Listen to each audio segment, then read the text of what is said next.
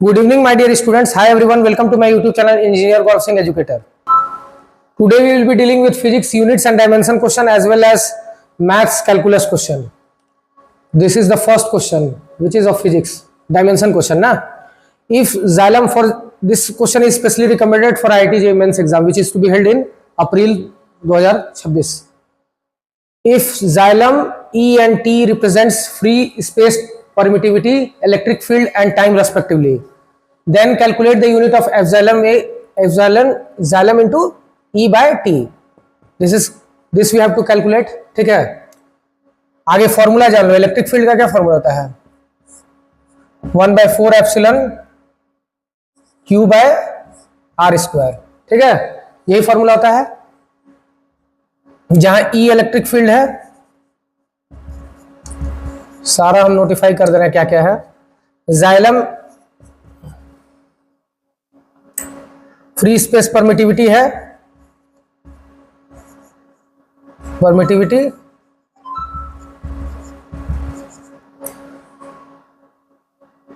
T time है. ये निकालना है, अभी जरूरत नहीं, जो निकालना है वो दिया हुआ है, आगे उसको देख लेते हैं. क्यू यहां चार्ज है. ठीक है, Q का फॉर्मूला होता है Q is equal to I into T. यही लगाएंगे हम लोग, आई इंटू टी. करेंट का फॉर्मूला होता है चार्ज पर सेकेंड, चार्ज बाय टाइम होता है, तो I is equal to Q by T. इसी को यूज करेंगे हम लोग यहाँ पे ना, इससे ये लिखेंगे. ठीक है, अब देखो और क्या निकालना है हम लोग को. हम लोग को अब डायमेंशन निकालना है एप्सिलॉन का. ठीक है, अब हम लोग यहाँ से प्रोसीड करेंगे ये क्वेश्चन से. ठीक है, जाइलम E बाय टी यहां से निकालना है, तो Q जाइलम ई अगर निकाल लो यहां से, जाइलम ई हो जाएगा. अगर मैथ से इधर जाइलम इंटू ई हो जाएगा, Q bye 4 pi R square होगा ना. लिख सकते हैं ऐसा हम सिंपल मैथ्स कैलकुलेशन से. अब Q का फॉर्मूला क्या होता है? I इंटू टी बता दिए, तो I into T by 4 pi R square लिख सकते हैं ऐसा. जाइलम ई, तो जाइलम ई बटा में बाय क्या निकालना था हम लोग? टाइम. आ गया ना, ये इसी का डायमेंशन निकालना है हम लोग को, यूनिट निकालना है. अब देखो ऐसे यूनिट निकालने के लिए आई बटा 4 पाई आर स्क्वायर हो गया, होगा ना. तो आई का ऐसा यूनिट क्या होता है? एम्पियर होता है ना. और 4 पाई तो डायमेंशनलेस है, कोई यूनिट नहीं होगा उसका. आर स्क्वायर क्या होता है? मीटर स्क्वायर होगा ना. लिख सकते हैं ऐसे यूनिट में एम्पियर पर मीटर स्क्वायर लिख सकते हैं, और एम्पियर ऊपर जाएगा मीटर स्क्वायर, तो ampere AM-2. This is the required unit of this quantity. यही ना निकालना था हम लोग को. Question is done. This is the required solution. We had to find the unit of xylem E by T. We have completed the solution. I have completed physics question, dimension question. Next question is of maths calculus, na continuity and differentiability part. Value of k for which the function this is a continuous function. This question was asked in this time of CBSE this year, CBSE 2026 exam. ठीक है, function x is this, x not equal to 0 is a continuous function, and दो condition दिया रहता है continuous में.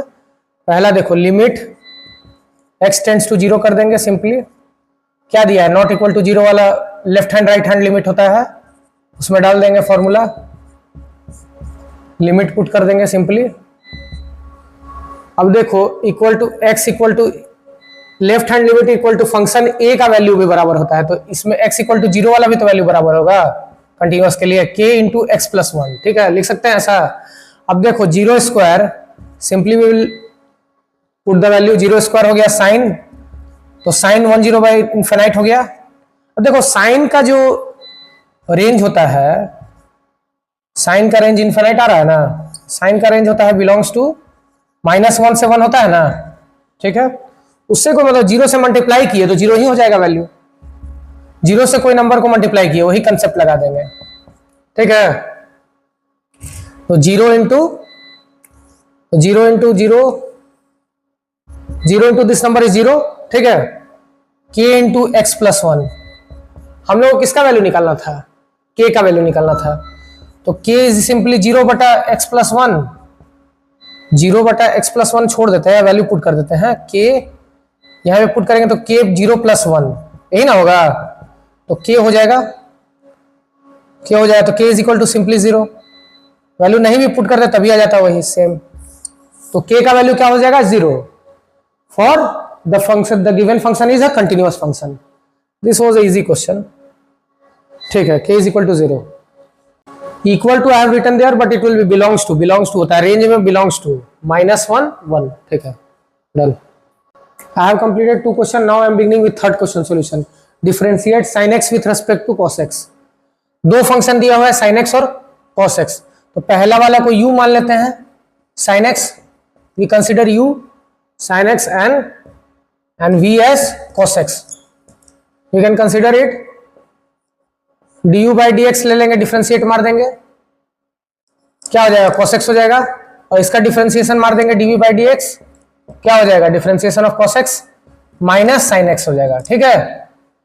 अब देखो, अब बोला है इसमें du बटा dv निकालने के लिए, है ना, बोला है differentiation of u with respect to v, मतलब sin x with respect to cos x, तो मैं that means du with respect to dv।